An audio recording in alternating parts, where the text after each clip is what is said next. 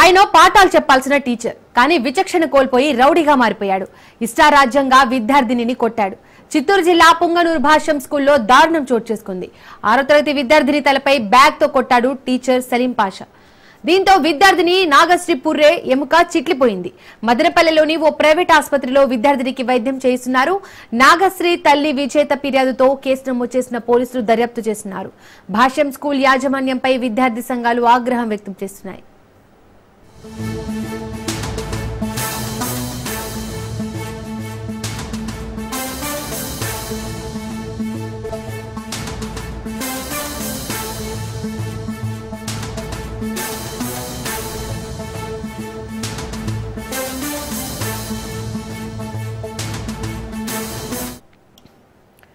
ఆయన పాఠాలు చెప్పాల్సిన టీచర్ కానీ విచక్షణ కోల్పోయి రౌడీగా మారిపోయాడు. ఇష్టారాజ్యంగా విద్యార్థినిని కొట్టాడు. చిత్తూరు జిల్లా పుంగనూరు భాష్యం స్కూల్లో దారుణం చోటు చేసుకుంది. ఇదే ఘటనకు సంబంధించి మోర్ డీటెయిల్స్ మా ప్రతినిధి కిరణ్ అందిస్తారు. కిరణ్,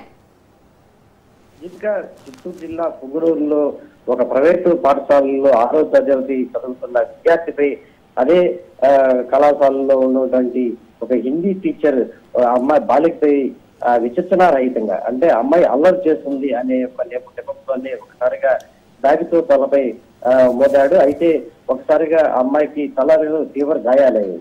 అయితే ఆ పాప నిన్నటి నుంచి కూడా స్కూల్ కి వెళ్లకుండా ఇంట్లో ఉంటూ తలనొప్పిగా ఉందని వాళ్ళ తల్లిదండ్రులతో చెప్పడం జరిగింది. అయితే తరచుగా ఈ తలనొప్పి వస్తున్నట్టు ఒకసారిగా మదనపల్లిలోని ఒక ఆసుపత్రికి తీసుకెళ్లారు. అక్కడ తలనొప్పికి సంబంధించి సిటీ స్కానింగ్ చేసిన తర్వాత ఆ పాపకి సంబంధించిన తల పుర్రె చిట్టున్నట్టు కూడా అక్కడ అధికారులు అది డాక్టర్లు అయితే చాలడం జరిగింది. వెంటనే ఎవరైతే ఆ పాప తల్లిదండ్రులు అక్కడ ఉన్న స్కూల్ యాజమాన్యానికి పోలీసులకు ఫిర్యాదు చేశారు. అయితే ఆ స్కూల్ కి సంబంధించిన సూపరింటెండెంట్ అదే విధంగా అక్కడ పనిచేస్తున్న ప్రిన్సిపాల్ వీళ్ళందరూ కూడా ఇక్కడ జరిగి ఉండదనే ఒక తప్పించుకునే ప్రయత్నం అయితే చేశారు. ఏదైనప్పటికీ ఇది చిన్నారి పాప అని చూడకుండా ఆ ఉపాధ్యాయుడు తలపై బ్యాగ్తో కొట్టడంతో ఒక్కసారిగా తలలో ఉన్న పుర్రి కూడా చిట్లిపోవడం జరిగింది. ఇది స్థానికంగా తీవ్రం కలకలం రేపిందని చెప్పుకోవచ్చు.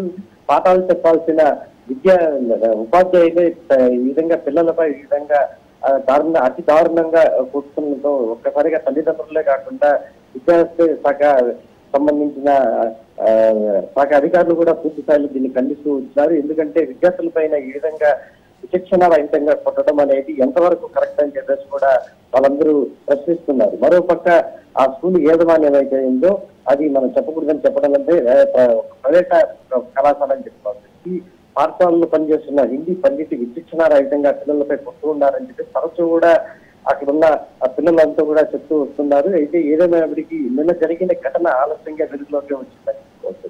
ఎవరైతే ఆ పాపకి తలకి తగిలిన దెబ్బకు తరచూ తలనొప్పి రావడంతో హాస్పిటల్కి వెళ్ళి ఒకసారిగా సిటీ స్కానింగ్ చేసుకున్న తర్వాత ఆ సిటీ స్కానింగ్ లో చిట్లిపోయినట్టు తెలిసింది. అయితే ప్రస్తుతానికి ఆ పాప బెంగళూరులోని ప్రైవేట్ హాస్పిటల్లో చికిత్స పొందుతూ ఉంది. అయితే ఏవైతే స్కూల్ యాజమాన్యం ఉందో వాళ్ళపైన కఠినంగా చర్యలు తీసుకోవాలని చెప్పేసి కూడా ఆ తల్లిదండ్రులతో పాటు పలువురు డిమాండ్ చేస్తున్నారు.